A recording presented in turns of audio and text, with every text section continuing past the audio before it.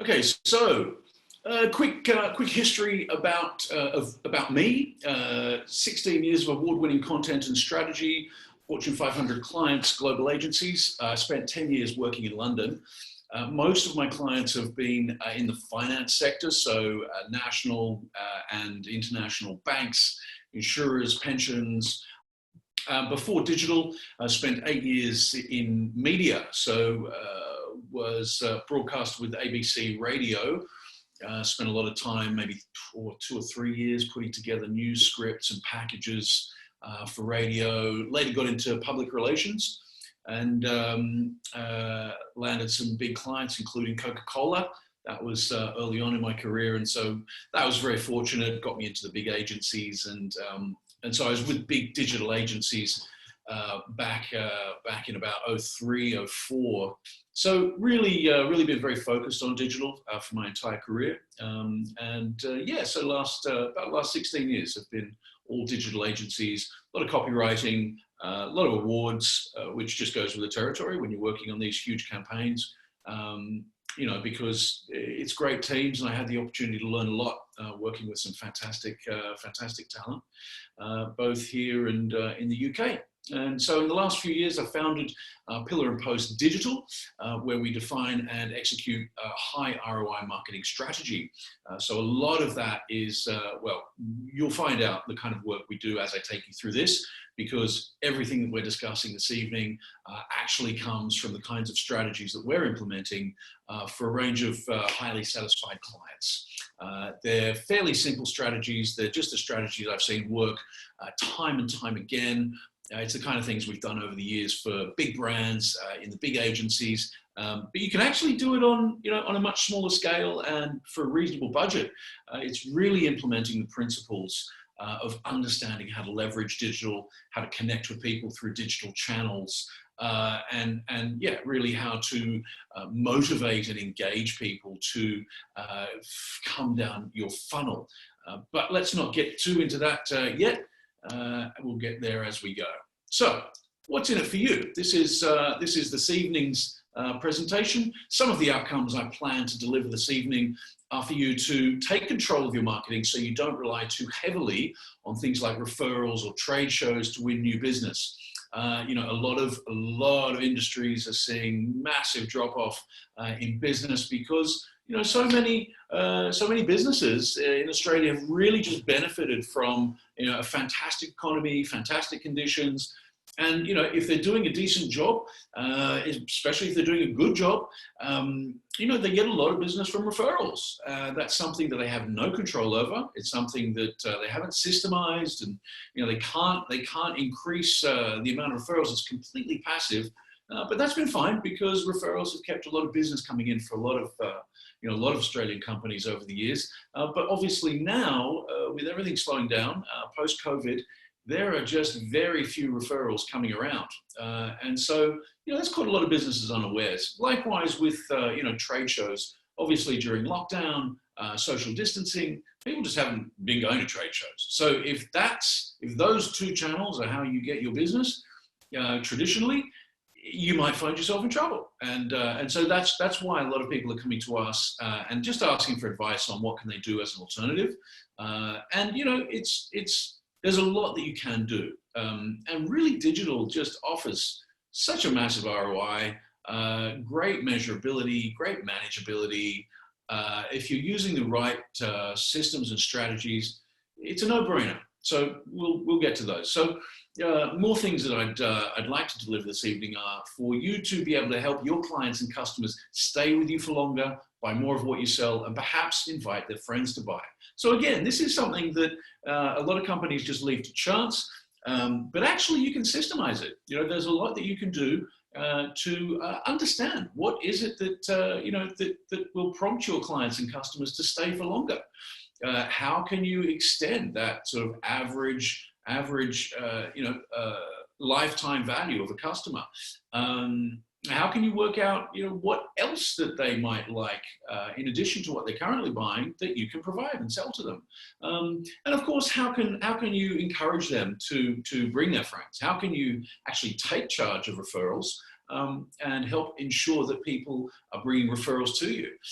So we're going to look at that. Also, how to get your sales team talking to more of the right prospective clients or customers.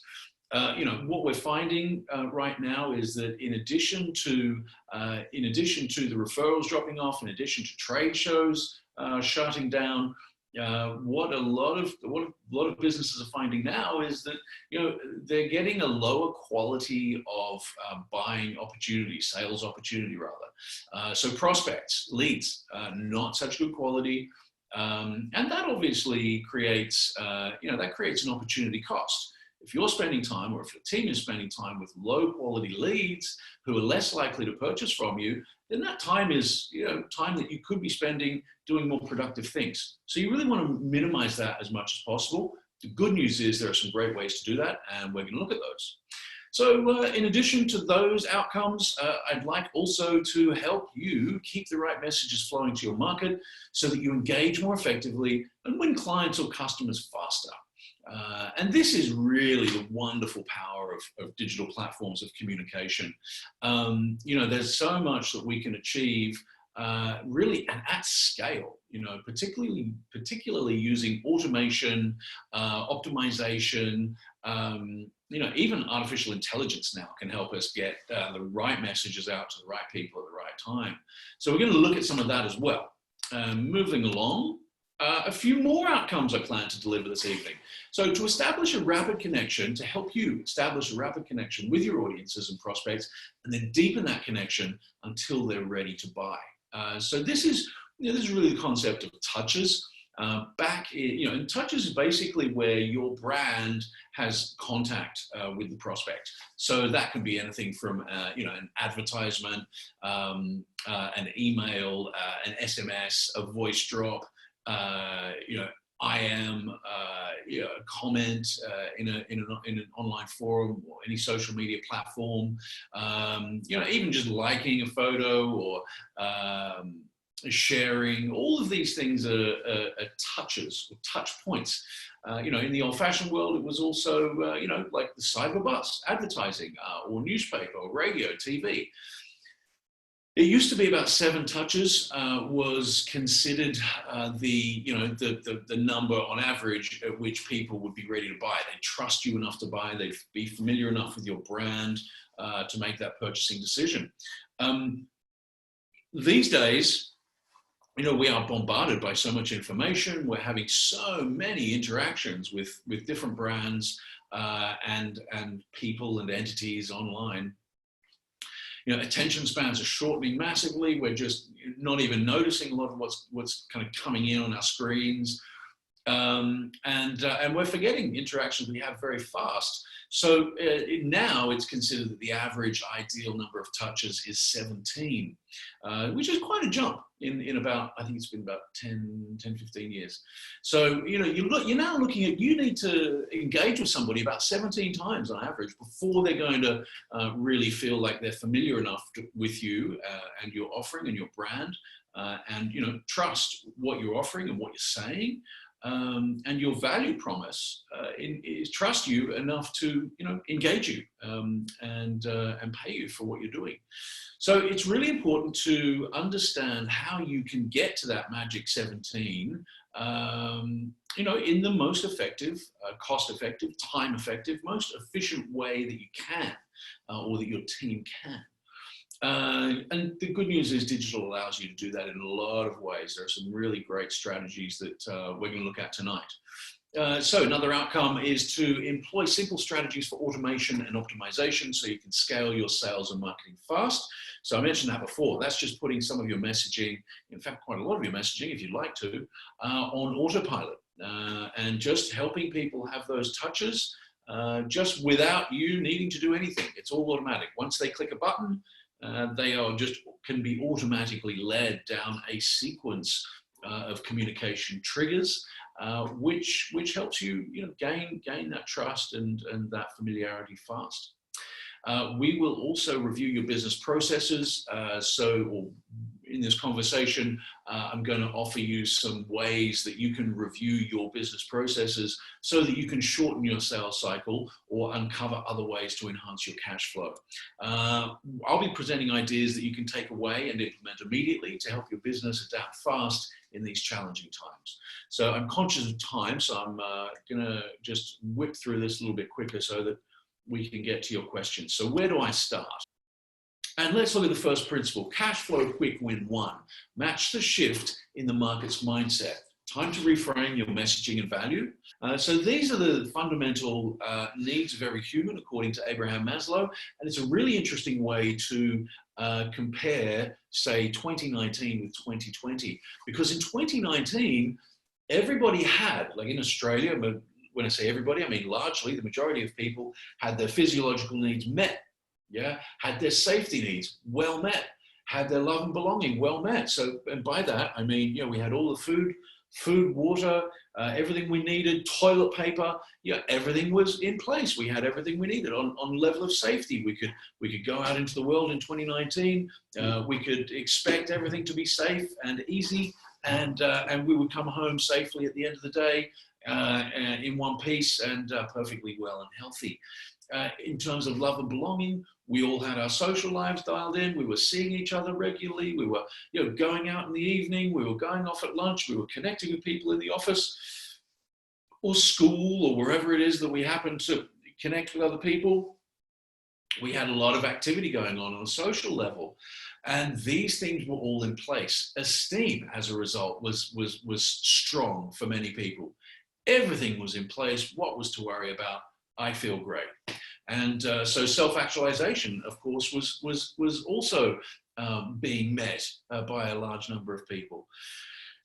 When we're in that situation of everything being met, the marketing messages and the sales messages of most businesses were geared towards a market that was optimistic, that was positive, that was euphoric, that looking at it every day as just opportunity at that higher level of Maslow's hierarchy. So an opportunity to achieve greater self-esteem and self-actualization because everything else was in place already. So marketing messages could be more ambitious. They could be, rely upon a higher degree of confidence from the audience that we were talking to. They could rely upon a higher sense of abundance from prospective clients. Clients being confident that their own business or their own career or work was safe and secure, and cash flow was safe and secure, and they had plenty of money to invest in what it is that you were buying.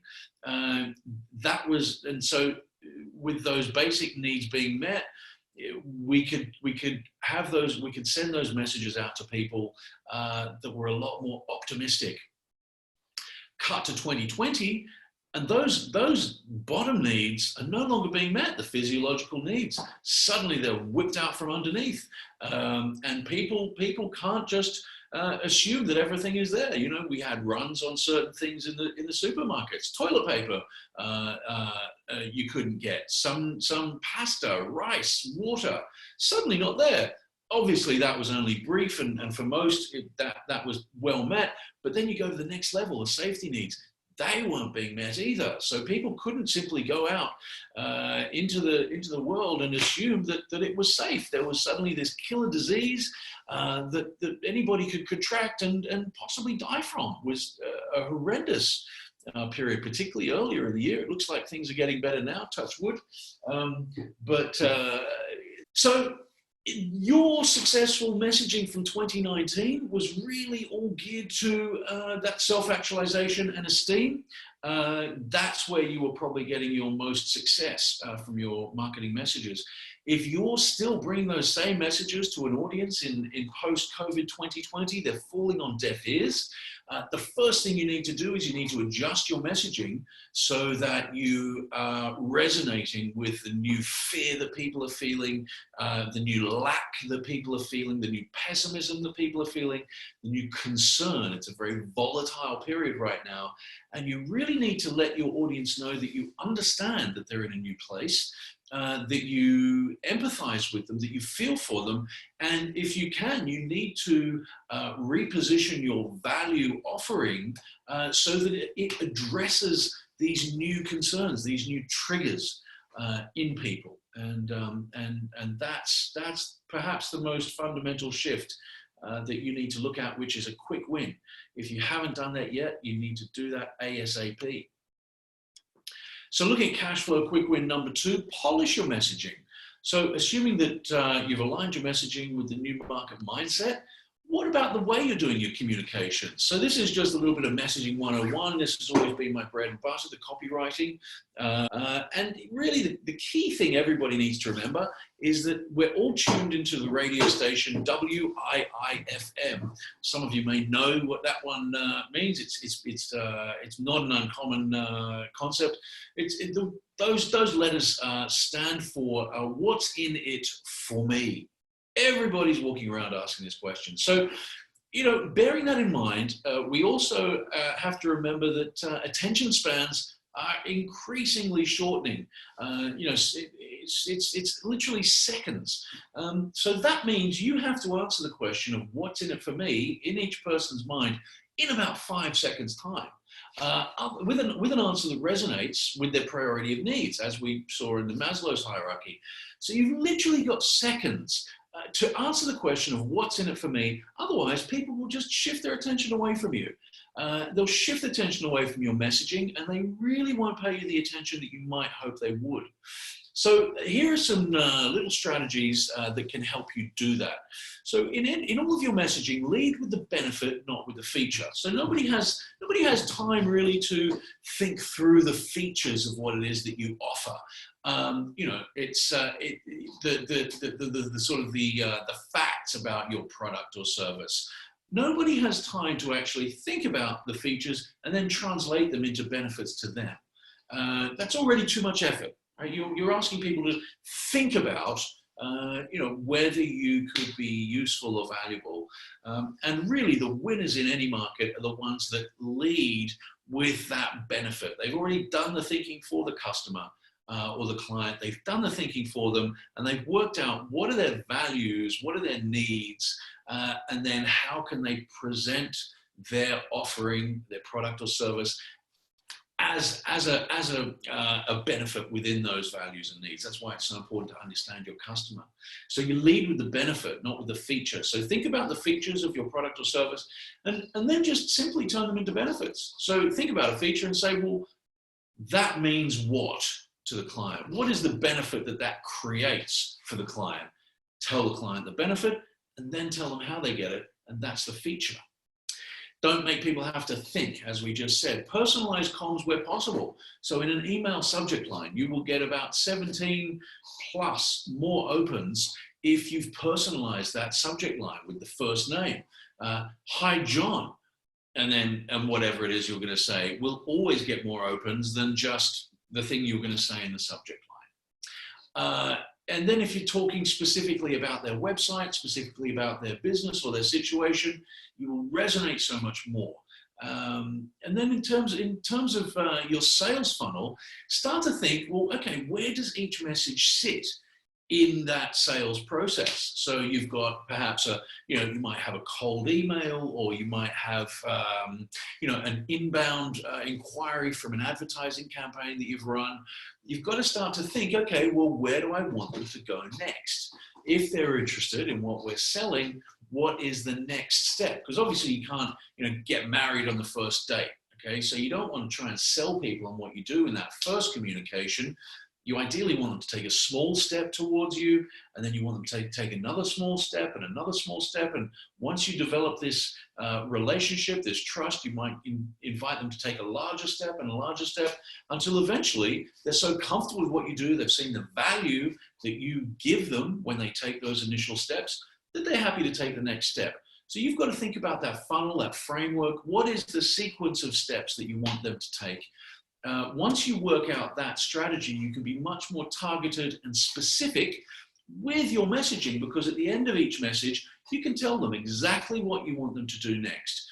which leads us to the last point here. So based on the above, always have a single focus call to action, leading the reader to the next step in your funnel. So if you're sending out an email, you want to have one clear link that you want them to click through to next. Okay, you want that. And so for example, if you're running an ad, if you're running a paid ad on Facebook or Google, which we do a lot of, and we've done it for a long time, and our team is excellent at optimizing campaigns for a specific niche because they've done so many of them and understand things like, well, what are the psychological triggers in a particular niche, say for finance or for professional services. What are the specific triggers that will prompt somebody to take the action we want them to take? What are the incentives? What is the next step that we want? So for example, if we're going to run a paid ad, that paid ad should never just send people back to a website where they're inundated with options. That paid ad needs to send them to a specific landing page that is very targeted in the information it presents and the sequence that it leads people through. And then at the end of the landing page, there's a very specific next step that they take. Often that will be, provide their name, email address, and then click on the next step. And that way, regardless of whether people wind up taking that next step, they've given you the email and the name, and so given you permission to continue the conversation, to continue marketing. You want to get that permission and that access as quickly as possible so that you're getting a higher ROI overall on your investment. So those are some points on messaging 101. Let's look at the next cash flow quick win. Quick win number 3, keep clients staying and paying. So as we said before, it's always a rule that costs up to 7 times more to get a new client as it does to retain an existing one. So, so some ways that we find it's very effective to help clients stay and pay. It's always powerful to over-communicate with your existing clients. It's so important to maintain communications and let them know, let them feel supported. This idea of, are you okay? It's such a powerful message for people to be sharing with each other right now. And it's something that you, as a service provider or a product provider, developing relationships with your customers and your clients, it's so important that you show that you care during this time. They're not just figures on your balance sheet, they're people or they're organizations, again, that are run by people. And it's really powerful if you can let people know that you care by asking, how are you? By telling them what's the latest, updating them, making sure they know things like you're still in business, how you've changed your service, how you're pivoting to better serve people, during these new conditions. Things like that require over communication with your existing clients. Obviously, you don't want to spam them. You don't want to be, too aggressive, but you just want to make sure that people know that you're consistently there to support them. One of the most powerful ways you can do that is to over-deliver and or undercharge.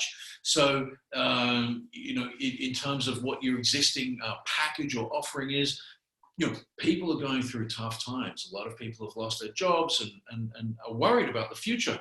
So a common strategy right now to make sure that people are staying and paying is to take that into account and say to people, hey, we want to deliver even more for you right now. So we are adding this and this and this value to our normal package just to help you with that support. And it may cost you a little bit on your bottom line to add that. But in the long run, if you're helping people to a higher level, then you're going to be helping them to stay and pay. And really importantly, you're going to be building that trust and that relationship, which will, in many cases, outlast the crisis situation and will have strengthened, by going through the crisis together. If you can't add value in some way, obviously another option is to say to people, hey, we understand times are tough. We're cutting 10 to 20% off our prices because we want to make sure that we're supporting you as the best we can.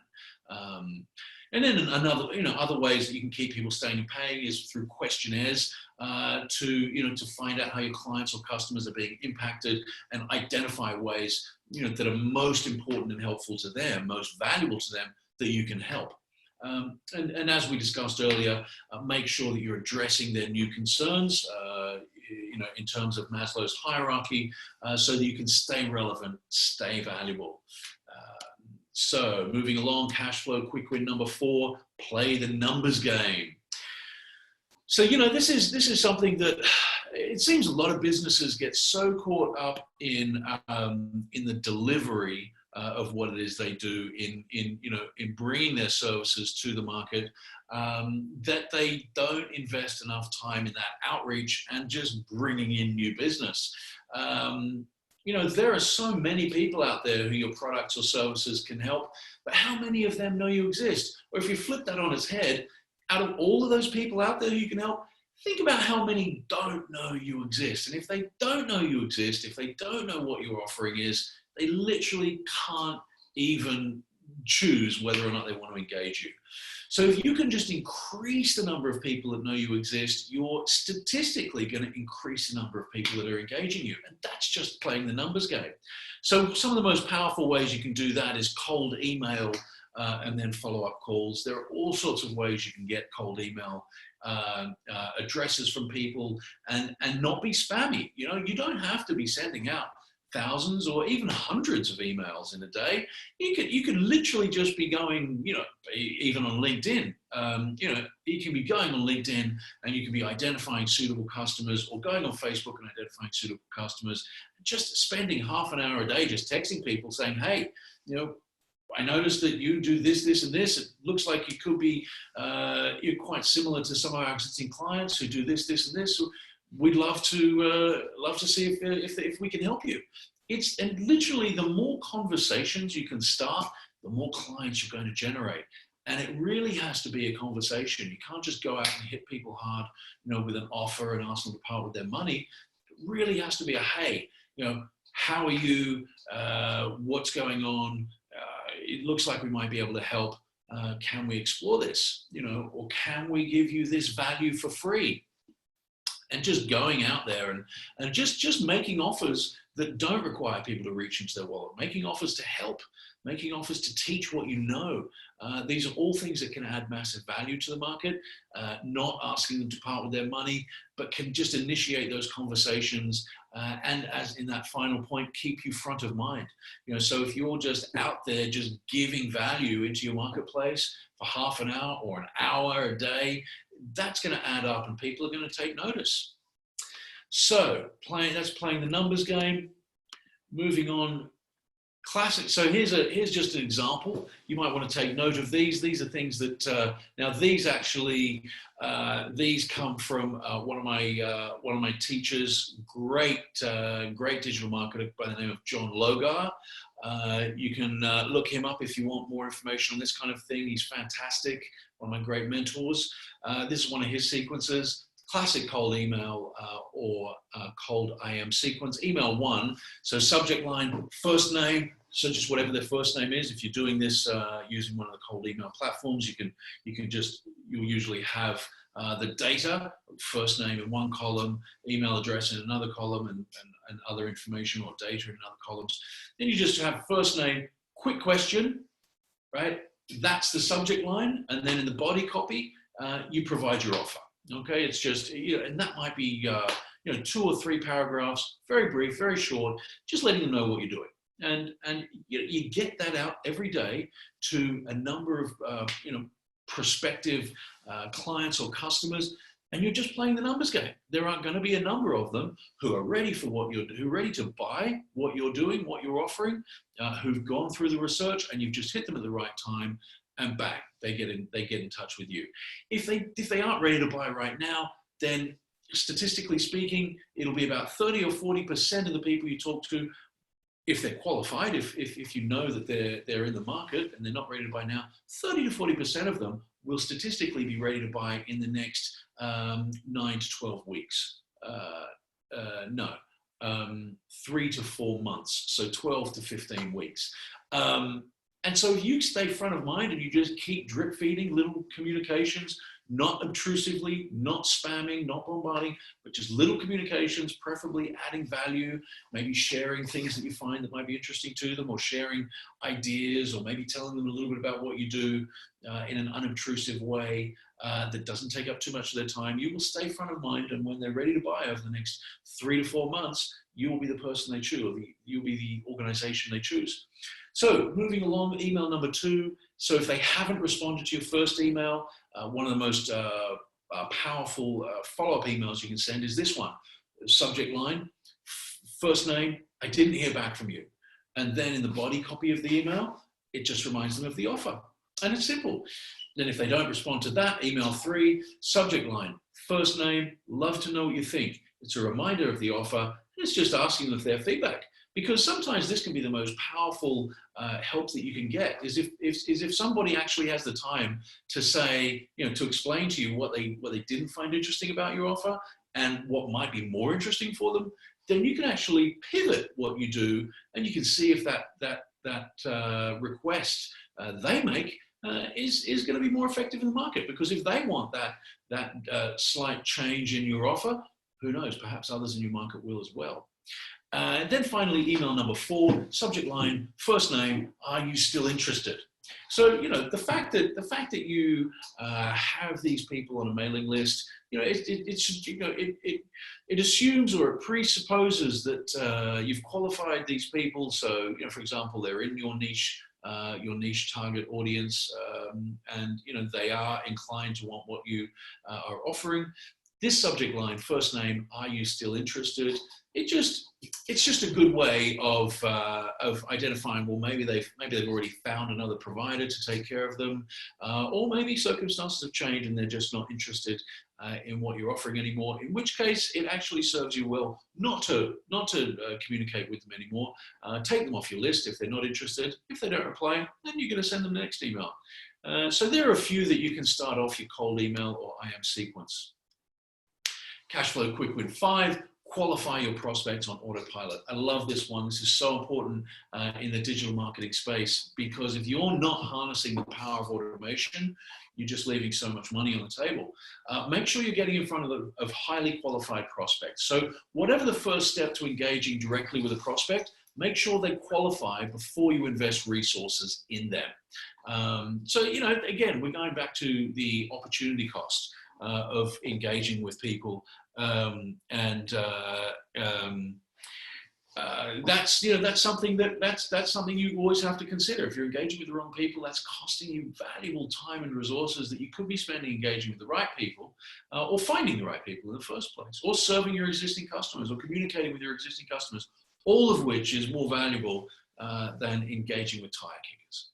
So a great way that we found to make sure that we're engaging with the right people is, for example, we set up, in many campaigns, we will set up an automated scheduling system. So if somebody's actually interested in what our client is offering, we'll give them the chance to immediately lock in a time that our client is available and which suits the prospect, to go further the conversation, to actually get on the phone, have a conversation, find out more, or get a free strategy session, or get a free incentive of any kind, and it'll be all done automatically through Calendly. It's a fantastic website.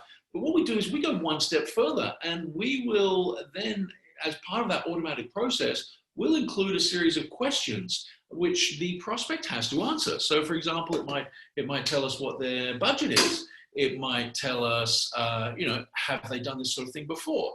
All the questions that our client has found will let the client know, is this person likely to buy, or are they a tire kicker? They don't have the budget, they're a tire kicker. And we don't want to waste our clients' time in having to talk to them. So we'll set up these questions. And this whole process is on autopilot. So at the end of the day, our client will get a number of people in their diary, and they'll be able to look at the answers to their questions, and they'll just know, are they qualified or are they not? And if they're not, they cancel. And that's all done without costing a single second to you or to our client, as the case may be. So then the qualifying call or application or quote or estimate, etc., that's how Calendly comes in handy. So looking at Cashflow Quick Win 6, deepen your relationship on autopilot. Again, the autopilot is so important. This is an easy trick to 10x the result of your ad spend. So again, this is something we discussed earlier. Make sure you're deepening the relationship fast, because up to 3% of people you reach on your mailing list or through advertising, they're ready to buy what you're selling right now, on average. as I mentioned, there's another 30% of people who will be ready to buy in the next 90 to 120 days. And you want to reach these people, as I mentioned, you reach them quite easily through a simple email sequence. You can set this up so that it's automatically sent out on a weekly basis for 3 to 4 months. So that's just a total of 16 emails. They don't have to be long. They can just be a few paragraphs. You know, you can spend a day and you can put this together, you know, a Saturday or a Sunday, or, you know, you can certainly do it over a week in your spare time. Just put together 16 emails, and that's things like, you know, that's things like talking about current issues that you know your target audience is facing, talking about the solutions that you know can help your target audience with their current issues. It can be talking about current events that are relevant to your target audience, industry events. It can be talking a little bit about what you're doing and a little bit about, you know, why you're so good, and maybe talking about some success stories that you've had with your clients or customers, that sort of thing. You know, and that can all be done on autopilot. Again, once you set that up, you might set that up in MailChimp, for example, or Aweber are both two very good platforms for sending out emails on autopilot. And you know, you set this up, and it works forever for free, and it can literally take your your ROI from your investment on marketing and advertising, and literally 10x it, because suddenly, instead of just targeting those 3% of people who are ready to buy now, as many businesses do, and then just forgetting everybody that doesn't buy now, you're targeting those 3%, and then you're maintaining communications with that 30% who will buy over the next 3 to 4 months. So you're 10xing from 3 to potential 30% sales just by sending out these comms. It's a no-brainer. Cashflow Quick Win 7, indoctrinate prospects and see much better conversions. So this is a great one. It's actually a follow-on from the previous. It's all about communications. This is a slightly different level of communication, because this is the point at which somebody has said, okay, I'm interested. I want to hear more. They may have booked in a session on Calendly. They may have invited you to come and inspect, you know, their investment portfolio. They may have, you know, invited any kind of next step which brings them closer to the sale. They've indicated they're ready to take that next step, and they've scheduled it. They've taken it. This is the point at which you don't want to wait. You know they're interested, you know they're keen, so you want to, and this is a way that will increase your conversion rates on autopilot, and it's called indoctrination. So the moment they indicate they're interested, you begin indoctrinating them. And so that's through your emails, that's through the landing page you send them to. Once they sign up, for example, for a quote or an estimate or advice session, you know, you're going to send them to a thank you page. What is that thank you page saying? What is the messaging? What are you offering? And so the key is, before you actually get to that meeting or that, you know, the quote or the advice session or the phone call that they may book like 3 days away, in between them taking that action and them actually having that call with you, you want to send these indoctrinating messages on autopilot again. So these can be things like testimonials from your existing clients, from your past clients. It can be case studies talking about relevant cases which are similar to this prospect, where you've really added value.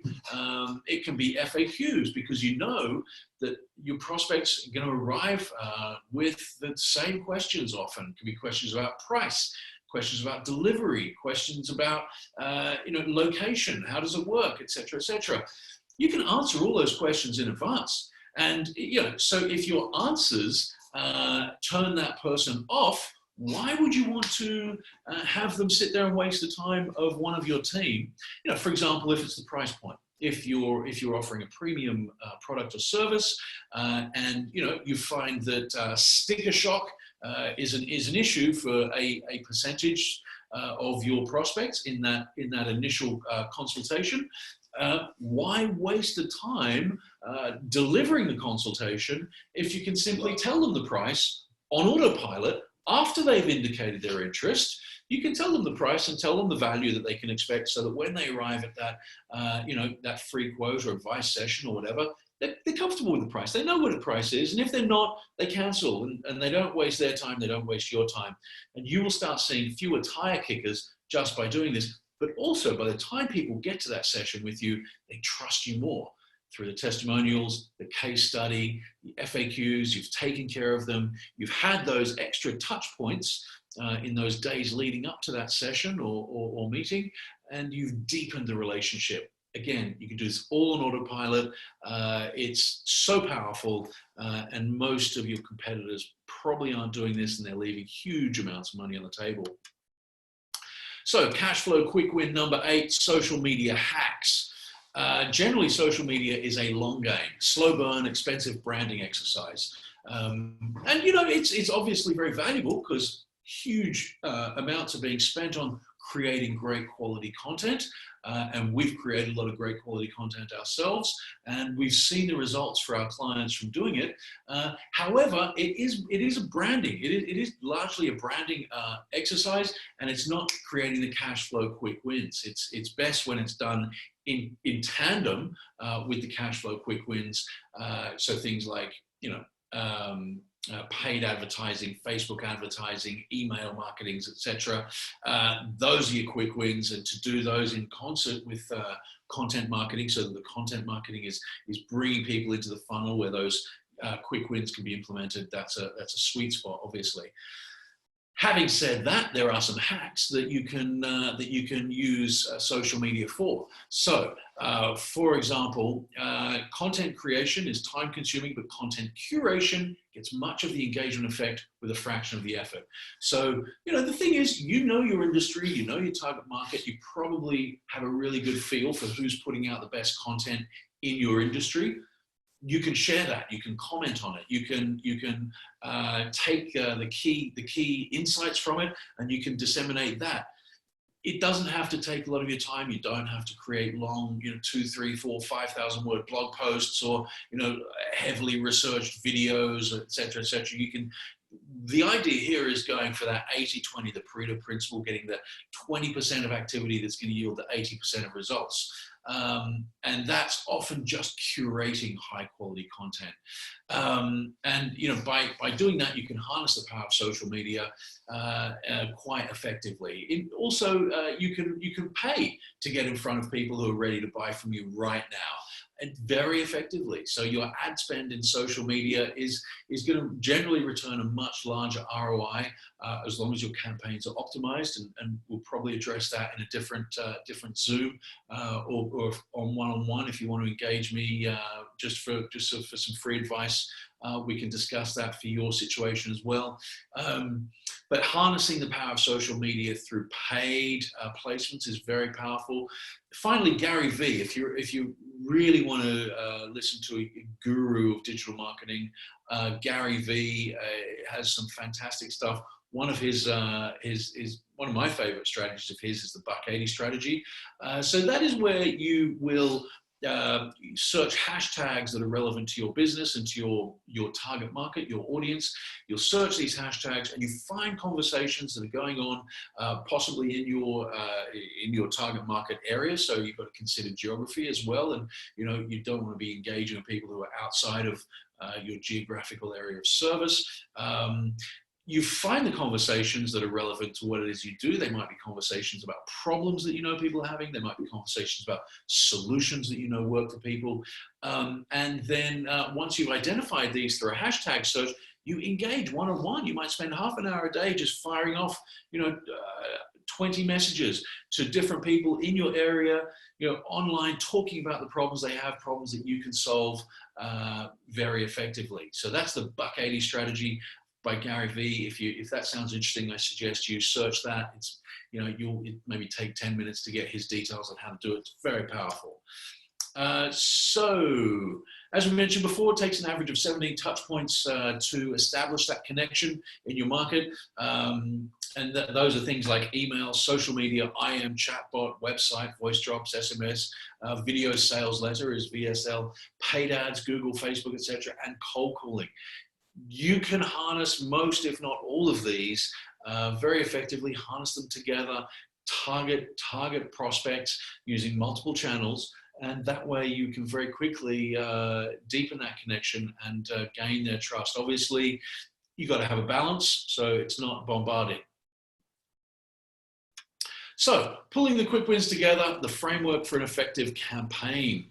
This is the map that we will use with a lot of our campaigns. It's a very simple approach, and if we'll just go through it quite quickly. So these are the areas, the sources of traffic. They come through to a landing page. The landing page, you collect the name, the email, they'll submit, and obviously you have to have some kind of incentive here for them to do that. So it's the promise. And in the next page, once they press submit, they come through to the landing page. It might be a video sales letter, a report of some sort.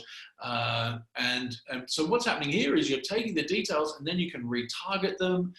You can target them with all sorts of ads, and you can send them all sorts of messaging. And then from here, they can then perhaps apply if they like this. So then they come into an email sequence for the application.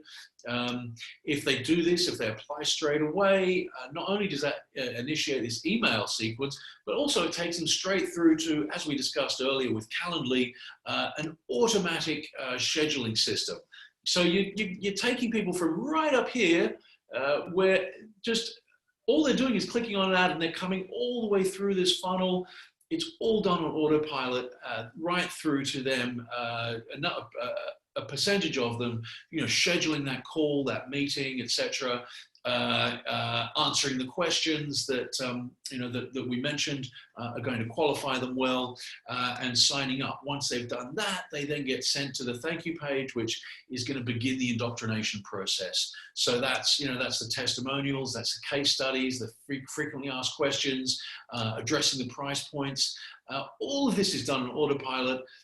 Again, this can trigger more indoctrination emails, so preparing them for the meeting so that by the time they get here, this is the first point that they're actually taking your time or your team's time. They're fully qualified, and you have massively increased the likelihood of turning them into a happy customer. So if we were to turn all of that insight, all of those steps into a sample framework, this is actually a typical framework that we might put together for a client. And it's a way for you to think about everything we've gone through this evening. So the first step is to really research and identify your niche. We said you want to, identify exactly who you serve, exactly how you compare to the competitors. So for example, this might be a questionnaire to get clarity on key issues and challenges, key triggers, to get inside the mind of a specific niche market. And then the next step is the database setup. So, once you've set up that database, that might be MailChimp or Aweber, you set up the database that is going to collect those emails from people as they come through from your paid advertising campaigns. They come through a landing page, which is optimized to appeal to that particular niche. That's what we do for our clients. We have a very good understanding of what different niches want, what is the psychology that's going to trigger them to provide their email address and their information, and give our clients permission to keep marketing to them. But we don't have to set that up for you. You can set that up for yourself. It takes a bit of time, but it's the kind of thing that you really need to understand moving forwards for your company to be able to access the huge value that digital marketing offers. And you already understand that, and that's why you're here this evening. So, so the database setup is the next step. Then once that's in place, you can start generating traffic. No point generating traffic until you can actually take their email address and their name, and ideally even their phone number if you can, because then you're just throwing money out the window. Why would you spend money on a campaign where the majority of people aren't going to buy from you straight away, because there's only 3% of people statistically likely to do that? But why wouldn't you capture the information, the contact information of all that other 97% of people, or as many of them as you can, so that you can keep talking to them? So that's why we say set up the database first, then generate the traffic. Once you're generating traffic, you need to work on the incentives. And you will A/B split test different incentives, so that you try things that, it might be a free ebook, it might be a report, it might be a discount, it might be a free strategy session. You try different approaches and you see what the market is going to respond to best, and then you can do more of that. And so finally, it's the automated campaign and the ongoing content. So we discussed this before. I gave you 4 classic email sequences. Oh no, that was the cold email sequences. So the automated campaign, part of that is your cold sequences, but then on top of that, you want to go beyond that to things like video testimonials, FAQs, and you slowly want to bring that prospect through your cycle. So that's a typical campaign framework. If you have any questions, you feel free to ask me about that. So breaking that down into phases, it's the back-end setup and population. So we'll set up an email system to operate on autopilot and create a range of highly targeted and expertly written emails, which will automatically help new prospects become clients. Once that's all in place, the back-end is ready to go, and you start ready to bring people through your sales funnel. Then you can create the ads. So for example, in our campaigns, we'll create 2 to 6 different Facebook ads, or perhaps Google ads or LinkedIn ads. And they will include unique targeted offers, so targeting a specific niche within your audience. It'll be have an attention-grabbing creative, so images and expertly written copy in the right tone of voice to reflect our client's brand. And then we'll be displaying these ads to highly qualified prospects. And then there's the funnel build. Once the ads are created and ready to go, before we actually post them, we'll create the funnel. So that's the landing page with the lead magnet to a scheduling page. All that's on autopilot, asking qualifying questions on autopilot, automate the process of generating those calls with highly qualified prospects to create an ever-growing list of qualified prospects that you own. So it's such a valuable process. So this is a sample landing page, just for anybody who's not familiar with the concept. You don't want to take people through to your website. You want them to come to a page that speaks directly to what the triggers were that made them click through to here in the first place. So your paid ad on Google or Facebook or LinkedIn, it's going to have certain triggers that are going to appeal to a certain niche within your audience. Once they click on that ad, that means they're interested in those triggers. So you will focus on those same triggers on your landing page, because you know that's what's going to get them to take the next step. So you'll go into more detail. You might highlight some benefits. So here, my cursor, my arrow is pointing to some specific benefits that you might highlight. And then further down, you see here, our clients say, so you've got some testimonials there. So these are things that are bringing them deeper into your sales funnel. And then, as I said, we follow up that sign up with immediate indoctrination, all on autopilot. You immediately start sending emails to continue the indoctrination and boost conversions. So some emails you might use in that 3 to 4 month automatic nurturing sequence. Emails like the soap opera sequences. You can Google those and you can find some great examples that you can swipe and repurpose for your own marketing purposes. The idea is that you tell a story, get people interested in the story, get people interested in buying what you have to offer, and just keeping you front of mind. Everybody loves stories. It's one of the oldest forms of entertainment in humankind. And our brains are really wired to pay attention to stories if they're told in a good way.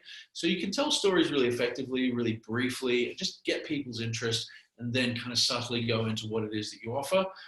And this is a great way to have those ongoing emails going out to people. And then finally, phase 2, it's the ad management. So that's about buying your Facebook ads. We talked earlier about harnessing social media. One of the best ways you do that effectively is to just pay for some exposure. Pay for ads to get you in front of a couple of hundred highly targeted prospects in your area, and just start those conversations with people who are actively looking for what it is that you do. If you're doing it right, if you've got optimized processes and you're using the processes I've explained tonight, you can get really solid ROI for your ad spend. You don't have to be spending a lot of money to be making a great return. So that's managing the Facebook ads. You've got to consider budgets. You've got to consider how to reach the highest number of well-qualified prospects. Then optimization. So testing is a constant part of your marketing process.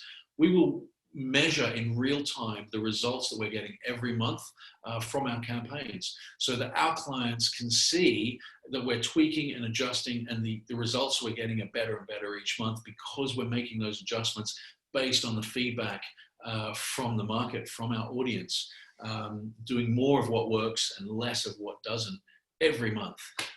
And because, as I say, you've got to measure to manage. So it's absolutely vital. And this is one of the great benefits of doing digital marketing, is you can measure absolutely everything. And therefore you can manage absolutely everything. So that's where the analytics comes in. So, by analyzing your performance, you know exactly what's working. And so our clients always know what results they're getting, right down to the data sets, right down to the individual clicks, how long people are spending on a page, at what point people are getting distracted and leaving a page. We can just drill so deeply into the data, and therefore the more experience you have at this, the better results you'll get. And so our teams have got years of experience doing this in a bunch of different, particularly finance and professional services niches, other niches as well, and that experience and the data that we've got to refer to already when designing campaigns for our clients just gives us a great edge. So the sooner you can start doing this, the more experience you'll get, also the more data you'll get, and you'll understand what your market wants. So that is the presentation. Hope you found those quick cash flow questions, those cash flow quick wins valuable. I'm happy to take your questions. Let's see how we can continue the conversation. And yeah, so who's got a question? What do we got here? Okay.